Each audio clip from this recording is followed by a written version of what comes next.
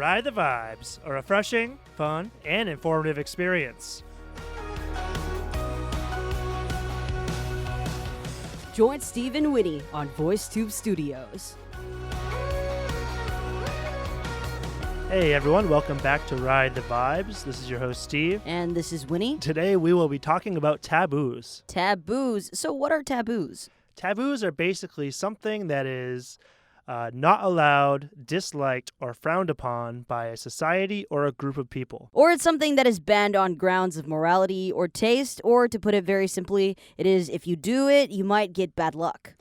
Yeah, so I think most of the taboos we found were very centered around old religious beliefs.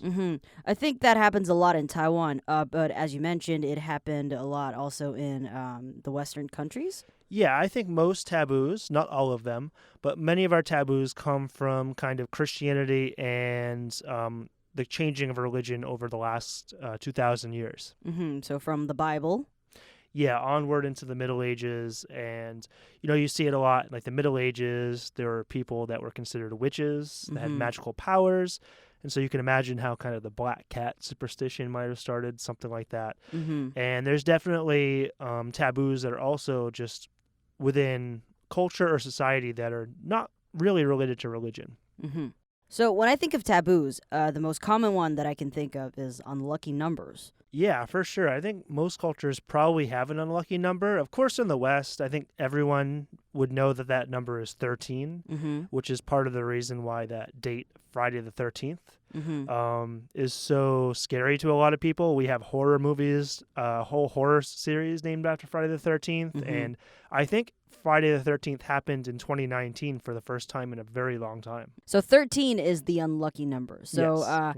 I think the unlucky number in Chinese culture is 4. Now that's because if you say 4 in Chinese, it is 4. It is very similar to the word death in Chinese. Yeah, actually, I find it very interesting that you have first of all, I didn't realize that it was an unlucky number until I came to Asia 5 years ago, and I found out that a lot of the elevators and stuff would have no number 4. It would just say F. Yeah, if you go to hospitals or if you go to maybe hotels that are older, you can definitely not find a level 4 because it's bad luck and people do not want to, experience any death in their property. And also if you go on field trips, with the entire school or something, you realize that there's no car number 4 or car number 14 and so on. So when it comes to 4, they try to avoid the number. Yeah, that's really interesting that you do it for all the other numbers that have 4, so like 24 or 44, I guess. Like, would 44 be like the ultimate bad luck? Yeah, 44 is like the ultimate bad luck. So they sort of replaced the numbers with your alphabets. Yeah, that's pretty interesting. Well, the next one I found really interesting when I was in Asia was writing in red.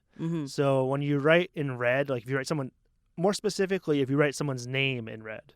So if I were to write your name in red, it would mean sort of that you might die. Yeah, writing in red is like the worst thing that you can do. I remember in elementary school, we have to mark each other's papers and stuff. And so that was the time when I first got back to Taiwan. I was living in Canada for a while. So I wrote my friend's name in red, and she got so pissed, mad, and she's like, "Are you trying to kill me or something?" So I'm like, "Okay, chill." So that's when I learned that we're not supposed to write people's name in red. Yeah, because in the West, we don't have this culture. We don't really associate red with death, although it is associated with stuff like blood and like violence and rage. But yeah, so for me as a teacher, red is the classic teacher's editing color. When a teacher marks up your paper in the West, and I assume in Asia as well, they usually use the color red. So as a teacher, I had to use it a lot, and there were times where I definitely wrote down my students' names. But there's probably about a 50% chance that student might freak out or say something about it, whereas some other students didn't really seem to care that much. Yeah, I think nowadays people don't care about it that much. But when I was in elementary school, that was about like 10, 15 years ago. So people still cared back then. Yeah. So another taboo that started in Europe but definitely came to America would be sort of a fear or belief that black cats give you bad luck. And this started in, I believe, the Middle Ages. It started in Europe.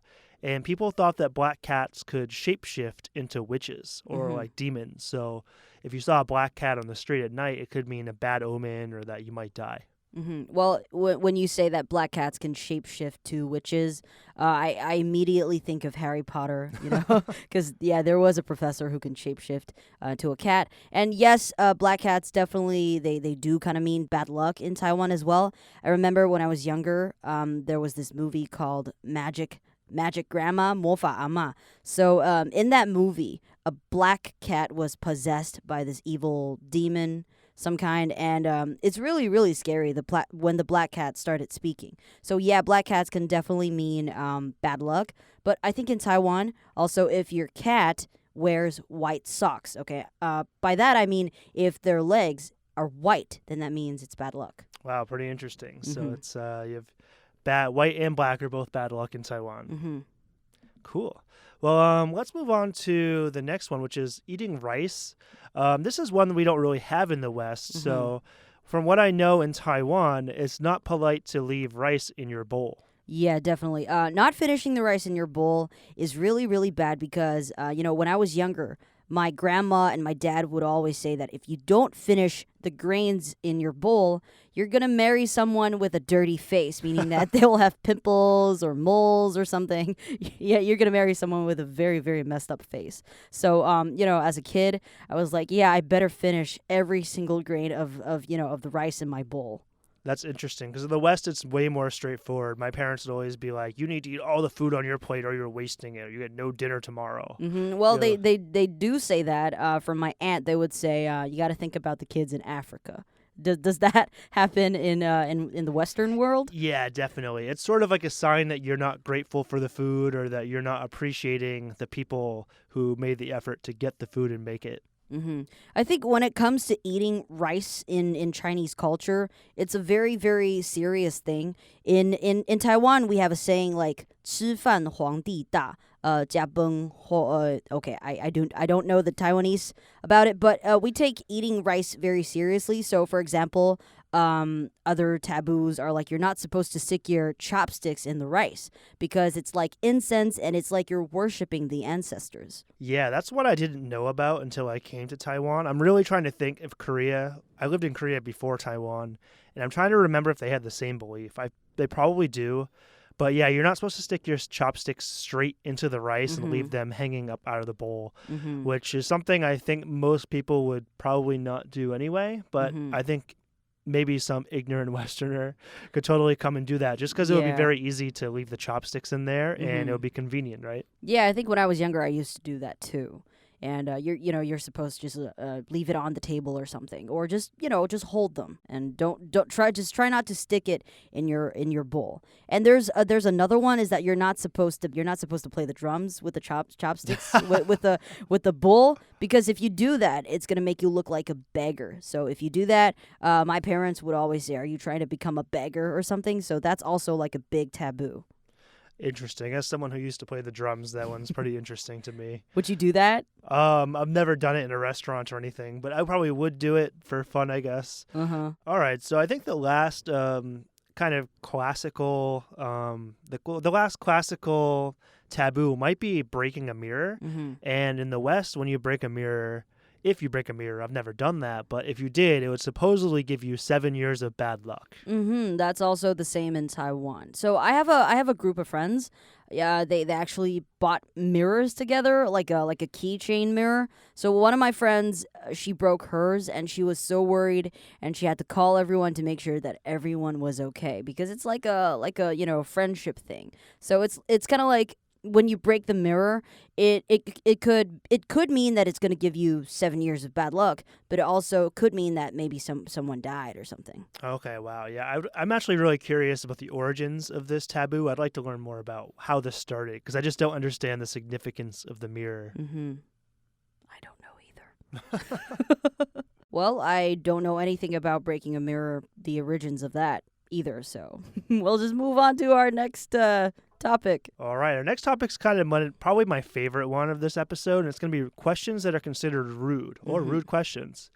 So going right to number one, this one makes me laugh a little bit. The question is, what are you? What are you? What does it mean by what are you? Yeah, so you're obviously not asking if someone's like a cat or a bag of chips, but like you're asking like, what their race or ethnicity is. So I think like a particular like Asians would be very sensitive to this, I think. If I was like, what are you? Are you Chinese? Yep. Yeah, well, I think that in Taiwan, I think this is okay.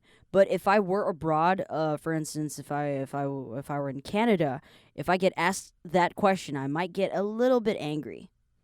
Yeah, I think that especially in Asian culture, people don't like to be assumed that they're from a different country, and Westerners still tend to be sort of a bit oblivious of the fact that there are many Asian countries. We kind of just see, I think, Korea, Japan, and China, and assume all Asians come from one of these three countries. Yeah, that's true. I mean, a lot of people, they might be coming from Thailand, they might be coming from Vietnam, but yeah, like you said, most people just think that we're from China. Yeah, but that's not the only case this would be unacceptable. It'd also be unacceptable, maybe. So it'd also be unacceptable if you ask of someone, in today's culture, we have a lot of transgender people, people that disassociate themselves with a single gender. So it'd also be very inappropriate to ask someone like, what are you, a girl or a boy? Oh yeah, I get asked that question very, very often. Sometimes when I go to the, to the public bathrooms and stuff, I'm just there washing my hand, and then maybe some lady would walk in and feeling and looking so surprised, like she's, in the wrong room or something. So I'm like, yeah, sometimes I do get hurt when people ask me that question. Yeah, that's a really terrible thing, and people should. So this question is really not something you should ever ask anyone. Maybe unless you know that person very well, but even then, it's just a strange question. Like you should know your friend by that point. Or when you really, really, really need to know. When you're in a hospital or something. Yeah, I think there's a few exceptions to this, but in general, it's definitely taboo to ask someone this question. Yes. Number 2 is one that I personally have been asked many times, which is, how much money do you make? How much money do you make? I think in Taiwan, people do ask about that, mainly your relatives. During Chinese New Year, when you go visit them or when they come visit you, the very first thing they're going to ask is how much money do you make or what job you're doing right now. And another question that I get asked a lot is, during Chinese New Year, is why are you single? Oh, okay. So briefly returning to the last question, I think it's okay to ask like one of your good friends or a family member how much money they make, but it's not okay to say to someone the first time you meet them. So a stranger, you wouldn't be like, hey, my name's Steve, you're Ben. Hey, Ben, how much money do you make? It would would be awkward, right? It'd be really awkward. But I've had this happen in Taiwan only with older men. For some reason in Korea and Taiwan, I've had a number of older men who come up to me and be like, oh, you're a teacher. How much money do you make? I think they just want to know how much you make, so maybe they can think about their career choices a little bit. Yeah, I kind of took it as they're just kind of curious why foreigners might come to their country and how much money they're making. Like, wow, are these foreigners coming over here and making bank or what? Or when you first move to a country and you want to know how much money you have to make to survive, I think this would be a question that I would ask. Yeah, so this one's kind of a little bit more acceptable in some circumstances. Something in between. Now, going back to your next question, why are you single? Yeah. Maybe there's a difference here between asking, are you single, and why are you single? And why are you single is much worse. Yeah, are you single is fine. That means maybe someone is interested in you. But why are you single? Sometimes it could sound a little bit offensive.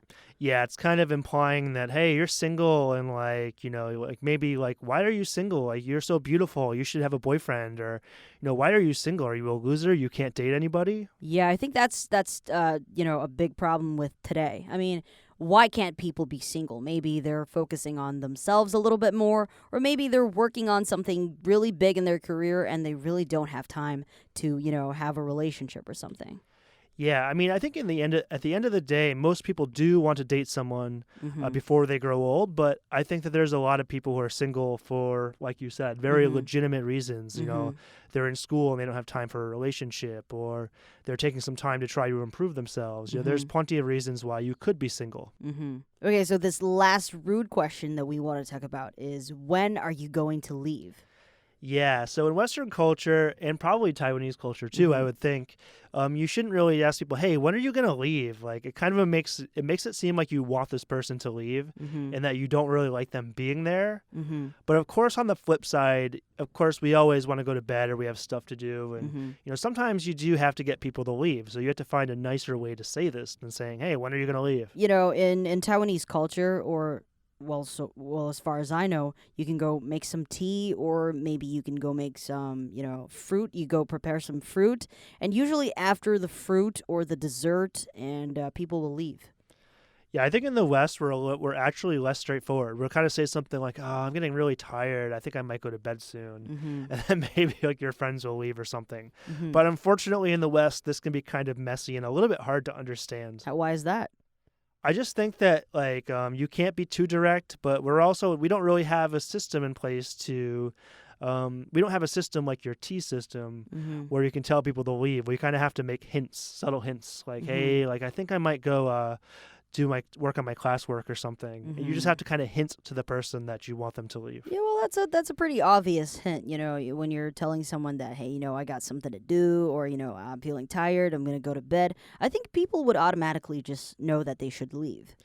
Yeah, I think so. I mean, in rare cases, maybe not, but it definitely usually works, but it can be awkward to say too, because you don't want to come off as rude. All right, so let's move on to the next, which is manners. So what are the taboos when it comes to manners? Well, there's quite a few of them, so we'll go through a few that we kind of find interesting.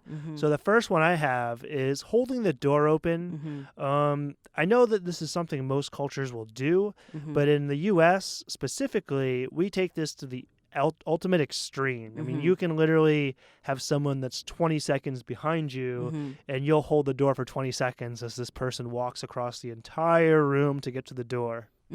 Yeah, I realize that. I think people do that a lot in the West, but in Taiwan, I think we don't really do that, but I do though. And there are times when I hold the door for the people behind me, and they would be really, really surprised. Yeah, I think in Asia, it's just because of how many people there are. Asian cities tend to be very dense and have quite a few people. So I think when you're in a city like Tokyo or Taipei or Seoul, it would be a little bit difficult to always hold the door open for everyone behind you because there's just so many people.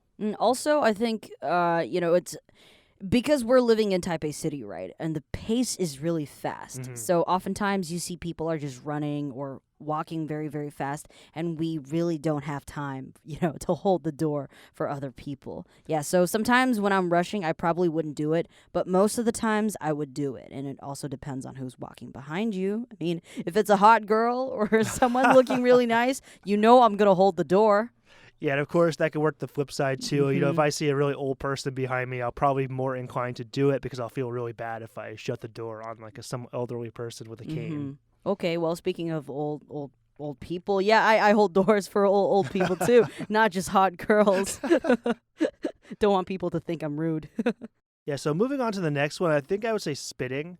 Most cultures don't really appreciate spitting, but of course Singapore would be the most extreme the most extreme example where spitting is actually illegal, and there's signs and people that will tell you not to spit there.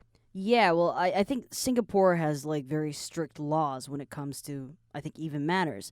I'm not sure if I remembered this right, but I think you're not supposed to chew gum in Singapore, right? Yeah, I think that might even be associated with the spitting part too, because when you chew gum, a lot of people just spit it on the ground after. Yeah, well, I traveled to Singapore this year, and you definitely notice how clean the city is. But back to Taiwan, I think spitting happens a lot in Taiwan, especially with guys or people that are older. Yeah, this is actually something interesting because in the West, teenagers spit a lot, but adults almost never spit, and it would be considered to be really rude if you did it, especially in front of other people. But in East Asia, I don't know about Japan and China, but I know that Korea and Taiwan, the old people tend to spit with this kind of terrible sound. It's like they have something caught in their throat and they're trying to clear their entire nose and throat out. Yeah, would you like to demonstrate? Because I don't know how to do that sound. I'll do my best. So if you see an old person walking down the street in Korea or Taiwan, you might hear a sound like this. Oh yeah, yeah. That's the sound. You're doing such a great example. Yeah, so older men do that, and you were saying about how younger people in the West are doing that. Now that you mention that, I remember when I was in junior high school, some of the bad boys were doing that too, because maybe they thought it was cool. Yeah, I think when you hit that age, about 13, 14, you kind of hit the peak of that, but then it kind of slowly goes away. Also, kind of somewhat related to spitting would be chewing with your mouth closed. This is very classic in the West.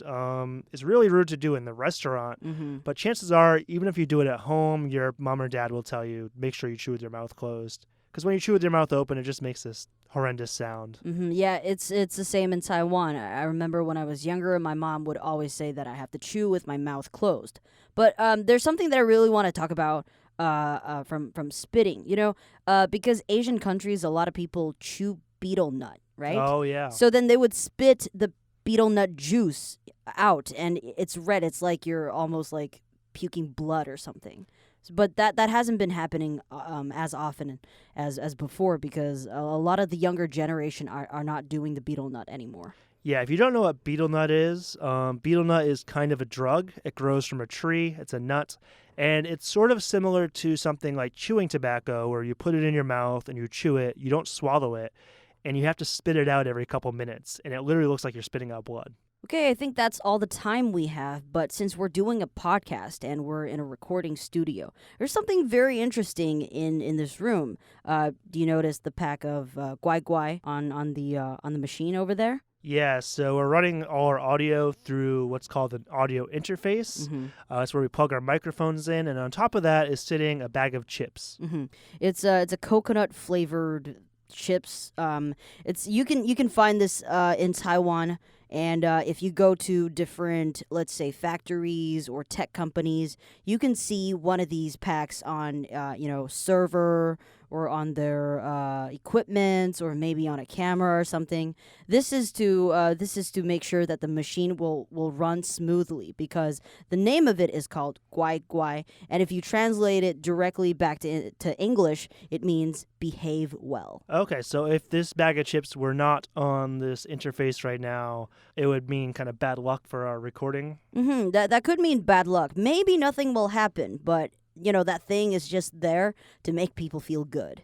Okay, pretty interesting. All right, Steve, and that's all the time we have. All right, guys, thanks for listening to Ride the Vibes, and feel free to contact us with episode ideas or suggestions. We hope you enjoyed the episode, and we'll see you guys next time. See you guys next time. Thanks for listening to Ride the Vibes. We're happy you enjoyed the show. We want to take our conversations around the world to reach more listeners. It would be totally awesome if you could like, share, and subscribe. Please turn on the notification bell so you won't miss a single episode. And definitely get in contact with us if you have anything you want us to talk about in the future. See you next time, and once again, thanks for listening.